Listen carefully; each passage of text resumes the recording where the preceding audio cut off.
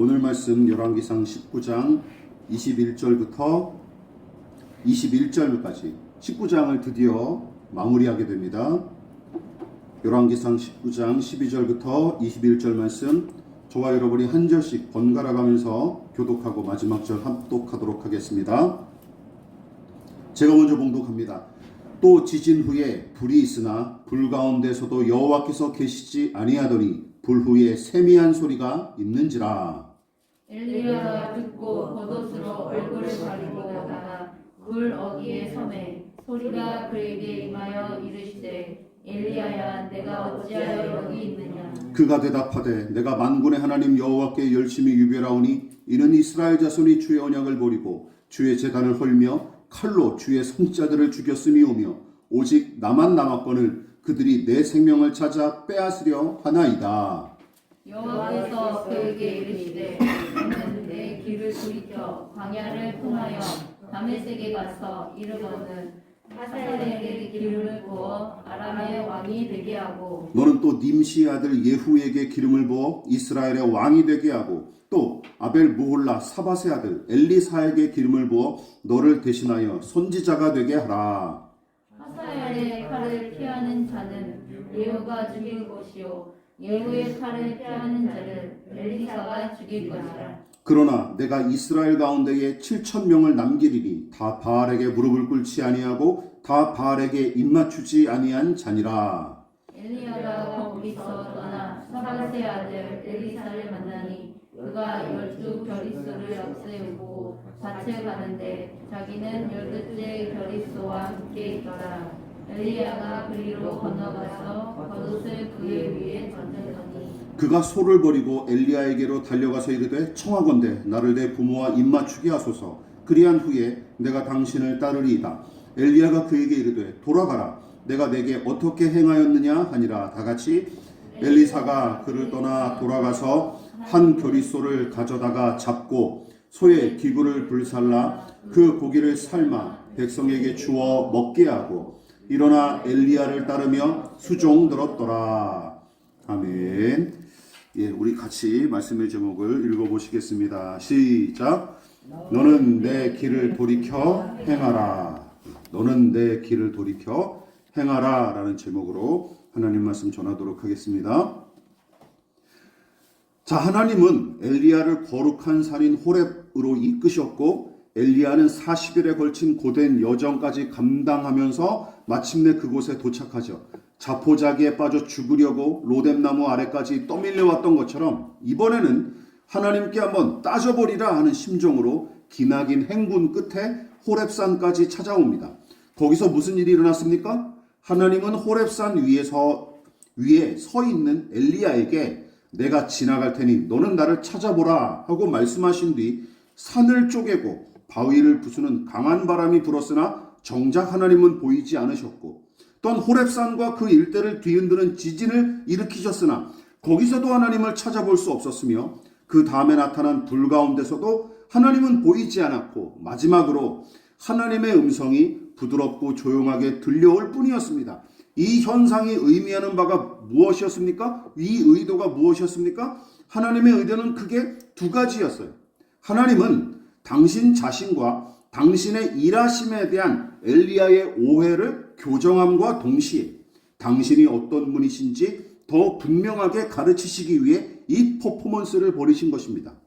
그렇다면 엘리야는 하나님을 어떤 분으로 잘못 이해하고 있었습니까? 18장과 19장의 엘리야는 하나님이 강한 바람과 지진과 큰 불 같은 것으로 사람을 굴복시키시는 분인 줄 알았던 것이죠. 그래서 그런 하나님을 믿었고 18장의 거대한 영적 대결도 바로 그 신념을 바탕으로 기획하고 밀어붙인 일이었던 것입니다. 자, 그렇습니다. 높은 산과 큰 바위를 부수는 강한 바람 같은 하나님, 무서운 지진처럼 온 땅과 그 위의 모든 것을 뒤흔드시는 하나님이 모든 우상 숭배자와 악인과 변절자들을 굴복시킬 뿐만 아니라 이스라엘 전역에 세워진 우상들과 그 제단들을 죄다 멸하시기를 바랐던 게 틀림없어요. 그러나 엘리야 자신도 바람과 지진과 불이 일어날 때는 정작 잔뜩 움츠린 채 숨어 있을 뿐이었고, 정작은 부드럽게 속삭이시는 하나님의 음성이 들려왔을 때 비로소 그분 앞에 더 나아갈 수 있었던 것이죠.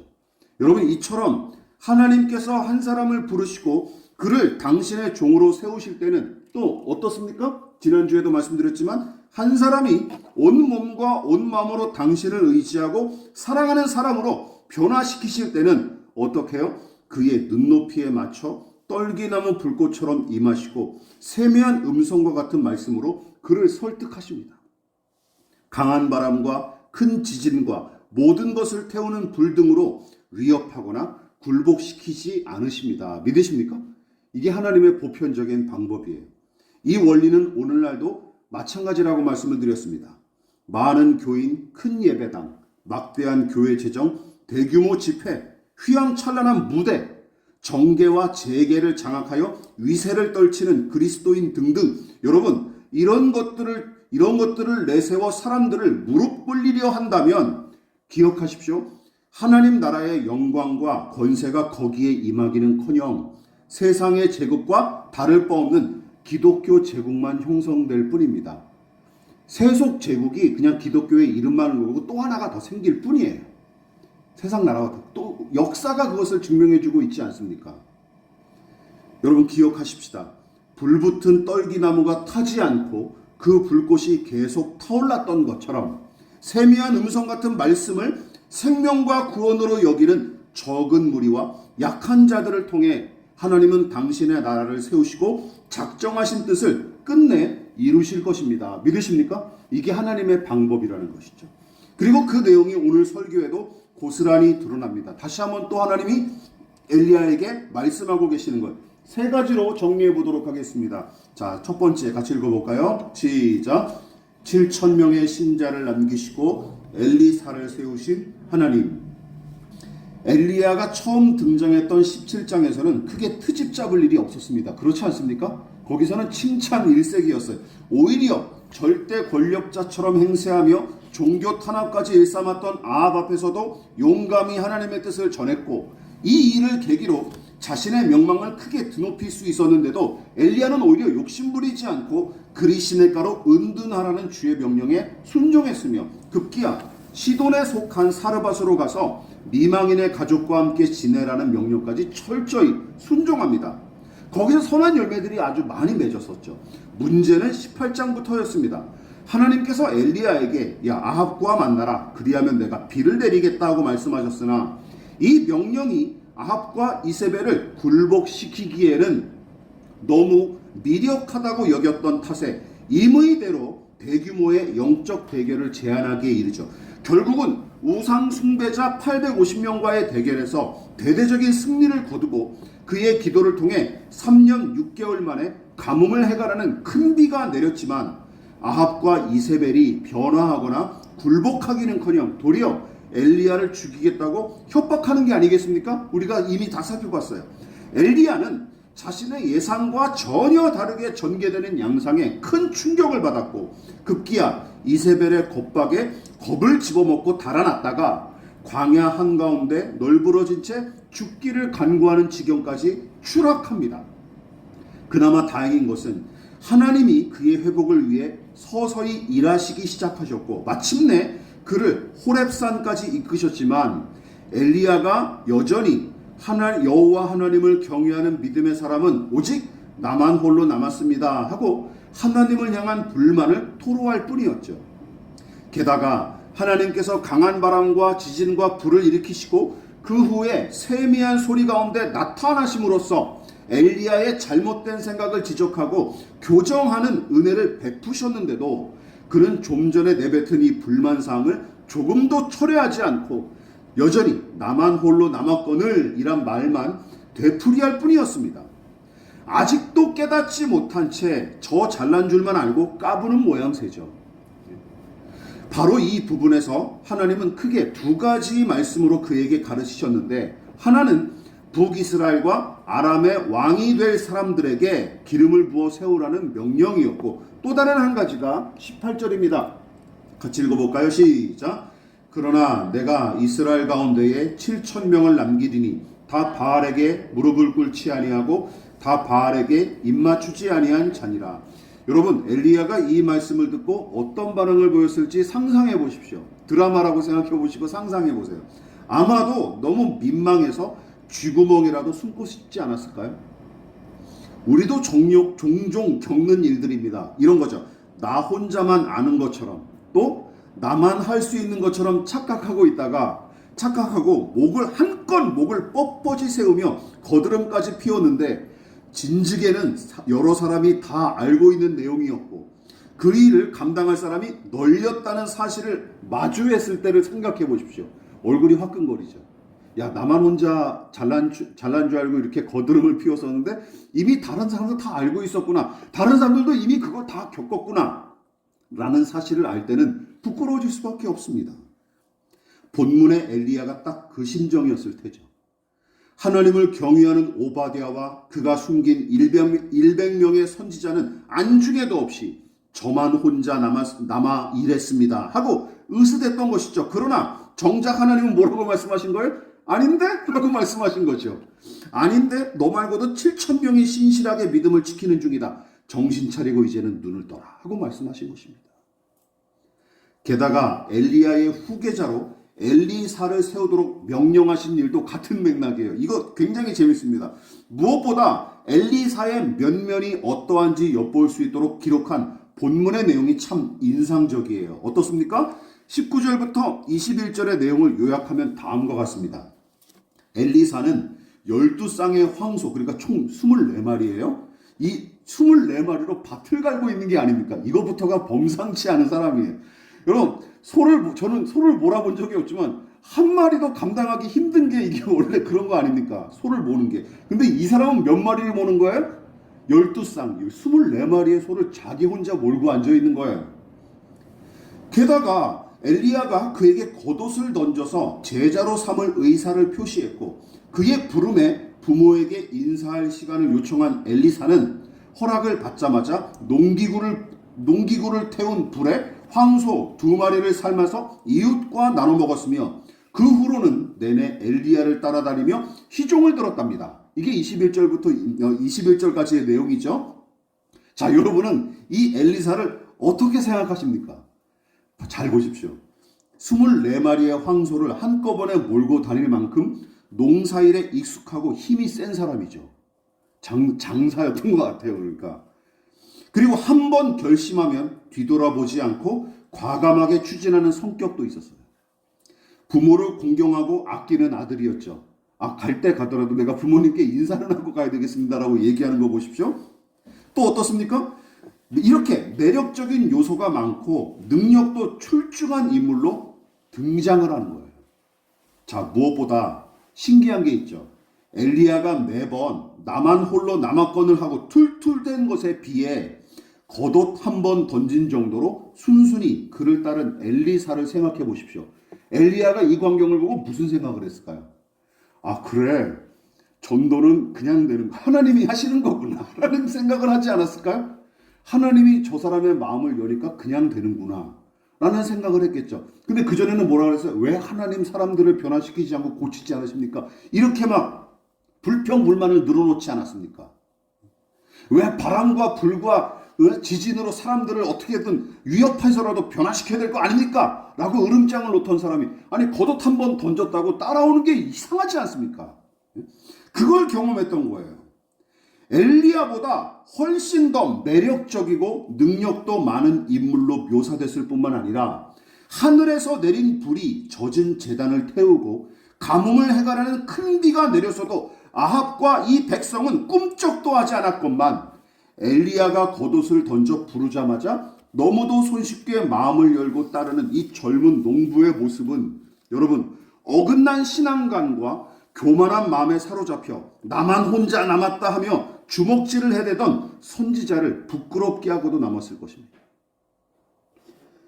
그래, 사람의 방법이나 계산으로 사람이 변화되는 게 아니구나 라는 걸 깨달았던 것이죠. 그리고 또 더 나아가 그 전에는 바람과 불과 지진처럼 강한 것으로 위협하고 협박해서 사람을 굴복시키는 게, 변화시키는 게 아니구나라는 사실을 깨달았던 것이죠. 엘리야의 속마음이 이러했을 거로 추측을 해봅니다. 야, 하나님의 일을 감당할 사람은 나밖에 없고 하나님은 나를 통해서만 일하시는 줄로 착각했던 게 부끄럽구나. 또한 크고 놀라운 일을 통해 하나님의 위엄과 권능을 나타내면 굴복할 줄 알았는데, 아니 저놈의 엘리사는 별거 아닌 겉옷 하나로 나 같은 인간을 따르는구나. 그래, 하나님의 일은 하나님이 하시는구나 라고 깨달은 것입니다. 그러므로 나만 홀로 남았건을 하고 으스대며 고고한 채 했던 엘리야의 말에 7,000명의 신자가 남아있다는 사실에 관해 언급하신 것은 물론이고 그의 뒤를 이어 엘리사를 세우도록 명령하신 이유는 분명합니다. 이 두 가지 이야기가 주는 교훈은 분명해요. 엘리야의 오만방자한 생각과 편협한 시각, 그런 신앙관을 교정함과 동시에 그를 낮추시며 다른 믿음의 사람들을 인정하고 그들과 함께 하게끔 이끄실 뿐만 아니라 무엇보다 이 모든 일의 시작과 마침이 사람의 손에 달린 것이 아니라 하나님의 손에 달린 것임을 확실하게 강조하고 분명하게 보여주시기 위해서입니다. 믿으십니까? 이것을 위해서요. 그래서 엘리사의 이야기도 함께 등장하는 거예요. 그냥 내가 한 사람을 부를 때 어떻게 부르는지 너가 한번 봐라 라는 교보제로 엘리사를 부르신 것이죠. 제가 종종 언급하는 기독교의 오래된 교훈처럼 하나님의 일은 하나님이 하십니다. 믿으십니까? 우리는 이 사실을 놓치면 안 됩니다. 하나님의 일은 하나님이 하신다. 이 사실을 놓치면 우리도 엘리야의 잘못을 답습할 수밖에 없어요. 훗날 남왕국이 아수르의 사네립의 침공으로 절체절명의 위기에 놓였을 때 어찌할 바를 알지 못해 전전긍긍했던 히스기야 왕은 그저 하나님 앞에 기도할 뿐이었고 하나님은 그의 기도에 다음과 같이 응답하심으로 그를 격려하고 위로하십니다. 읽어보겠습니다. 이사야서 37장 32절 시작. 이는 남은 자가 예루살렘에서 나오며 피하는 자가 시온산에서 나올 것임이라. 만군의 여호와의 열심히 이를 이루시리라. 제가 성경에서 가장 좋아하는 말 중에 하나입니다. 여호와의 열심. 우리의 열심이 하나님 나라를 세우는 게 아닙니다. 믿으십니까? 하나님의 열심이 하나님 나라를 세우시는 거예요. 성공과 실패, 승리와 패배, 변화와 회복의 관건, 이 모든 것의 최종 결정권은 사람의 열심이 아니라 하나님의 열심에 달렸다는 사실을 우리는 명심해야 될 줄 믿습니다. 그리고 이 믿음이 분명하다면 절대로 교만할 수 없어요. 그렇지 않습니까? 하나님이 하시는 거지 내가 하는 게 아니다라는 고백이 튀어나오기 마련이에요. 이 믿음이 확실하다면. 그리고 절망감에 사로잡혀 마냥 널브러지지도 않을 것입니다. 왜요? 나는 실패할지라도 하나님은 성공하시기 때문이죠. 믿으십니까? 이 믿음이 분명하다면. 그뿐만이 아닙니다. 다음 선지자로 엘리사를 세우도록 명령하신 하나님은 아람과 북이스라엘의 왕도 세우게끔 명령하시죠. 그래서 두 번째 교훈으로 이어집니다. 시작. 아람의 하사엘과 북이스라엘의 예후를 세우시는 하나님. 본문에서 언급된 이 아람이라는 족속들은 기원전 11세기에서 8세기경 지금의 시리아 지역에 있었던 아람인들, 그러니까 이라크 위쪽인가 그쯤 그 부분에 있습니다. 그 도시국가들로서 다윗 시대부터 이스라엘과 종종 충돌했던 민족이고 훗날 아수르 제국에 의해 북이스라엘과 비슷한 시기에 멸망하는 족속들입니다. 어쨌든 당시는 아람의 벤하닷 2세가 아람을 다스리던 시기였고 무엇보다 벤하닷 1세는 남유다와 연합하여 북이스라엘을 침공했던 북이스라엘의 적대국가였습니다. 적대국가. 게다가 당시 아람과 북이스라엘은 아합과 벤하닷 2세가 여전히 위세를 떨치던 시기였는데 여러분, 엘리야 같은 작자가 무슨 힘으로 예후와 하사엘 같은 새로운 왕을 세운답시고 설쳐될 수 있겠습니까? 아합 앞에서 하나님의 심판을 전할 때보다 더 어려운 숙지였을 거예요. 생각해 보십시오. 강원도 춘천시 우평동에서 근근히 목회하는 최 목사가 일본과 영국의 왕을 세우겠다고 나선 것이죠. 사람들이 어떻게 생각할까요? 미친놈 그럴 거죠. 미친놈 할 테죠. 아무 일도 일어나지 않을 것입니다. 그리고 물론 엘리야가 예후와 하사엘을 직접 만나 기름을 부었다는 기록은 성경에 없습니다. 그리고 오히려 제자인 엘리사 선자가 이후에 하사엘과 만나 아람의 왕이 될 것을 예언했으며, 예후도 엘리야와 엘리사가 아닌 엘리사의 제자가 그에게 기름을 붓습니다. 그게 열왕기하 9장에 나와요. 결국은 하나님께서 작정하신 대로 다 이루어진 셈이죠. 여러분, 이것이 의미하는 바가 무엇입니까? 그 대답을 다니엘의 예언을 통해서 우리가 함께 살펴보도록 하겠습니다. 다니엘이 바벨론의 느부갓네살 왕에게 여호와 하나님이 어떤 신인지 소개한 내용에 이게 잘 나타나요. 자, 무엇을 교훈하기 위해서입니까? 이 본문의 내용이 시작. 다니엘이 말하여 이르되 영원부터 영원까지 하나님의 이름을 찬송할 것은 지혜와 능력이 그에게 있음이로다. 그는 때와 계절을 바꾸시며 왕들을 패하시고 왕들을 세우시며 지혜자에게 지혜를 주시고 총명한 자에게 지식을 주시는도다. 여기에 이 해답이 나와 있는 거예요. 여러분 보십시오. 다니엘이 왕들을 패하시고 왕들을 세우시며 하고 언급한 그 왕들은 단지 그의 고국인 이스라엘 왕들만 가리키는 게 아닙니다. 이 말씀을 듣는 바벨론의 느부갓네살을 포함한 세상의 모든 위정자들과 통치자들을 가리키는 말이에요. 느부갓네살 왕이 얼마나 황당했을까요?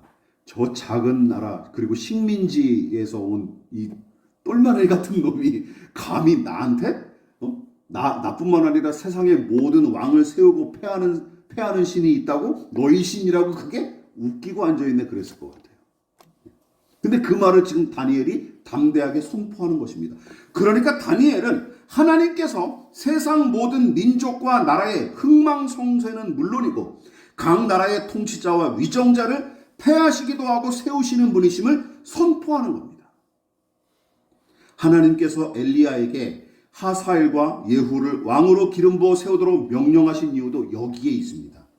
장차 아람과 북이스라엘을 다스리게 될 자들에게 기름을 붓는 역할을 감당하는 것만이 목적이 아니라 보라는 것이죠.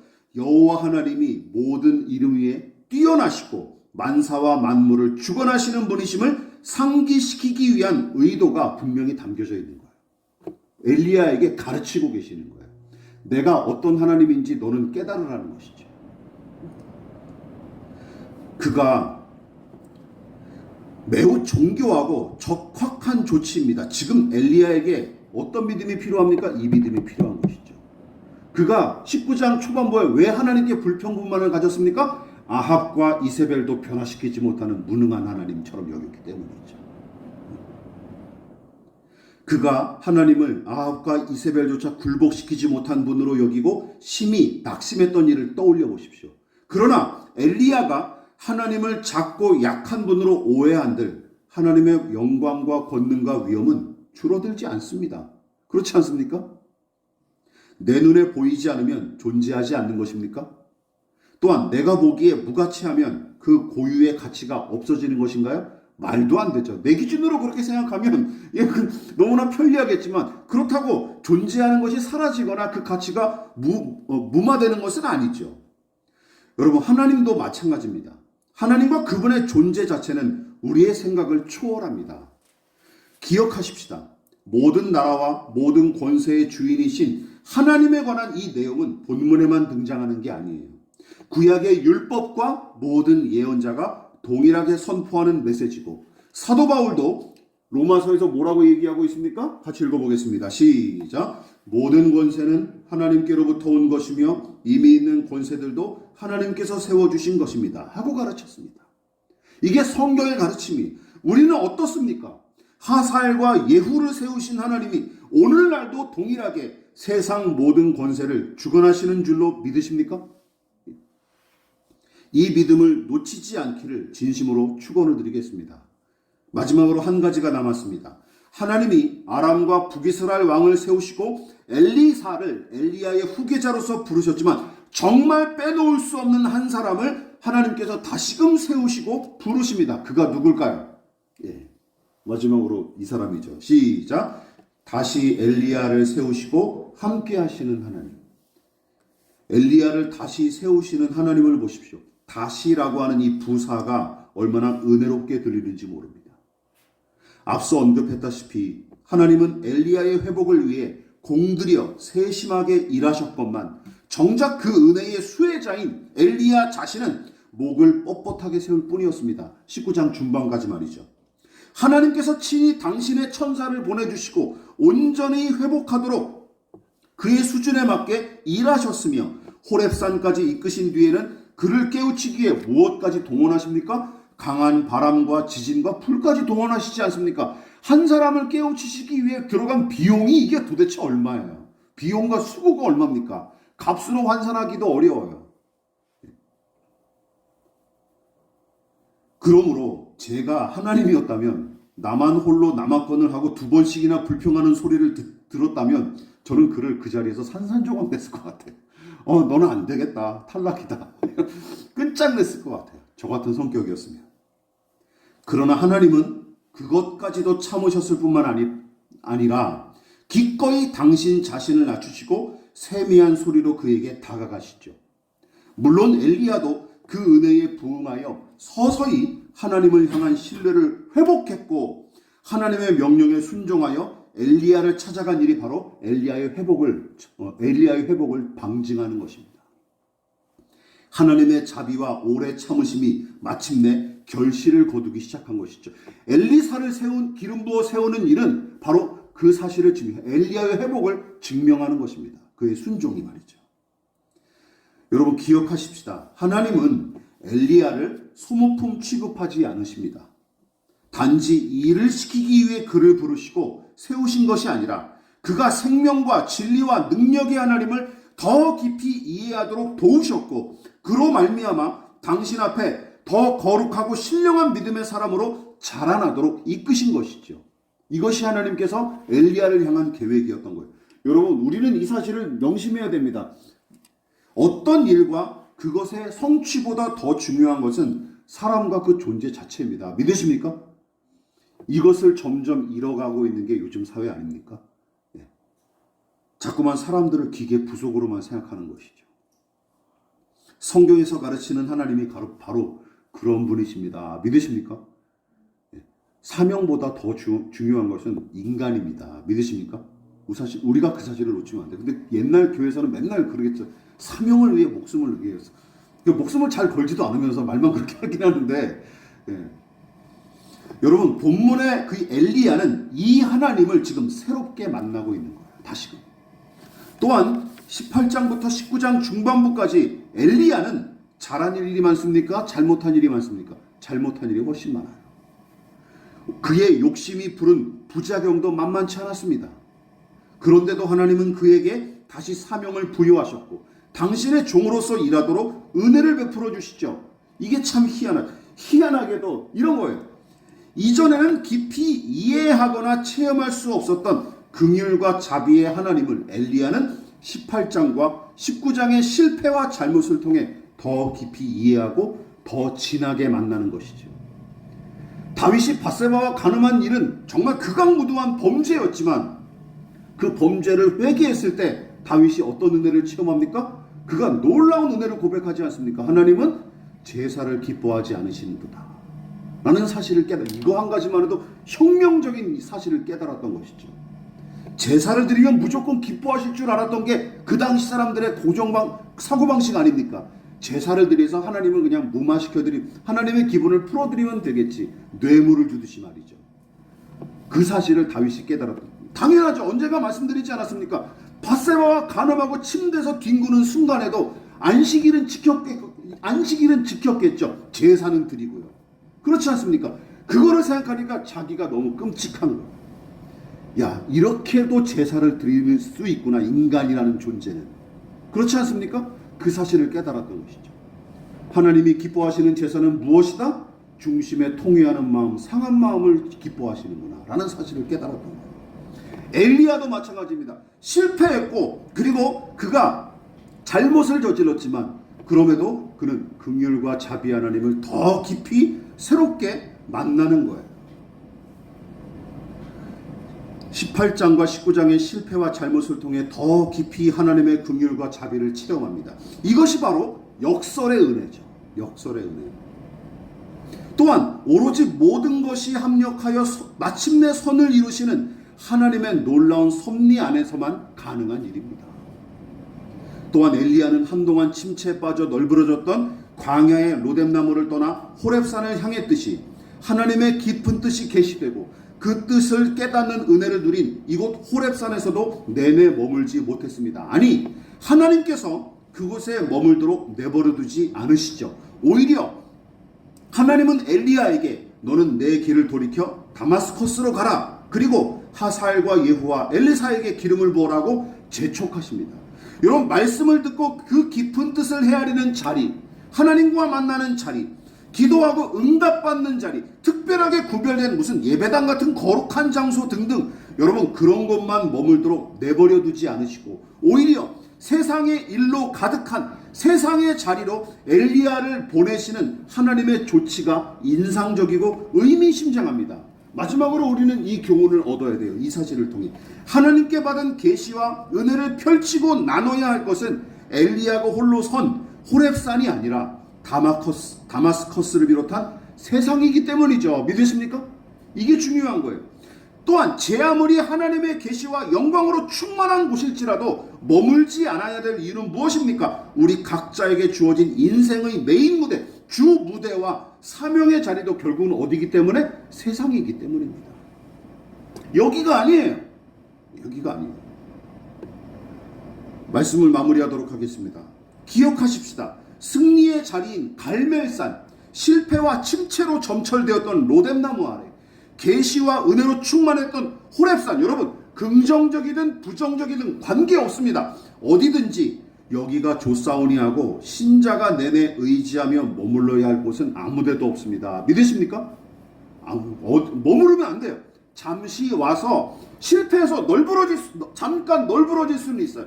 성공해서 잠시 그 성공을 만끽할 수 있는 시간들은 하나님께서 얼마든지 허락하시죠. 그러나 머물면 안 됩니다. 머물면 안 돼요. 그래서 하나님은 서서히 회복하기 시작한 엘리야를 다시금 세상으로 밀어넣으셨습니다. 이 일을 위해서만이 아니에요. 그것이 그에게 유익하기 때문입니다. 믿으십니까? 그것이 그에게 유익하기 때문이에요. 그러므로 우리가 겪은 실패와 패배가 전부가 아닙니다. 또한 성공과 승리도 지나가는 일에 불과해요. 믿으십니까? 우리는 이 마음을 항상 간직하고 있어야 돼요. 심지어 은혜의 자리와 그 시간만 사수하는 것만도 능사가 아니에요. 때를 얻든지 못 얻든지 언제 어디서나 오로지 하나님만 바라보고 그 진리의 말씀만 의지하십시오. 이것만 중요할 뿐이에요. 다시 강조합니다. 하나님이 나 같은 사람을 안 쓰시면 손해지 하는 생각 따위는 집어치우십시오. 그 오만방자하고 쓸데없는 생각이에요. 홀로 완전하시고 전능하신 하나님을 신뢰하십시오.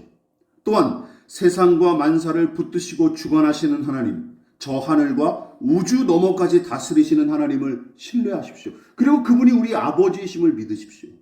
마지막으로 거대한 톱니바퀴의 부속이 아니라 우리의 이름을 아시고 우리를 위해 지금도 일하시는 하나님을 신뢰하십시다. 여러분, 이 믿음을 회복하고 견고히 마음속에 다지시기를 진심으로 축원을 드리겠습니다. 기도하겠습니다. 지금은 우리를 위하여 십자가에 몸버려 피 흘려 돌아가신 예수 그리스도의 한량없으신 은혜와 하나님 아버지의 지극하신 사랑하심과 성령 하나님의 영원한 사귐이 때를 얻든지 못 얻든지 언제 어디서나 완전하시고 전능하시며 섭리 가운데 만사를 주관하시는 하나님을 신뢰하여 겸손히 머리 숙인 사랑하는 성도들의 머리머리 위에 저들의 가정과 직장과 사업장과 학업과 장래 가운데 이 나라 이 민족과 한국교회와 저 북녘의 동포들과 세계와 열방 가운데 지금부터 영원히 함께 하시기를 간절히 축원하옵나이다. 아멘.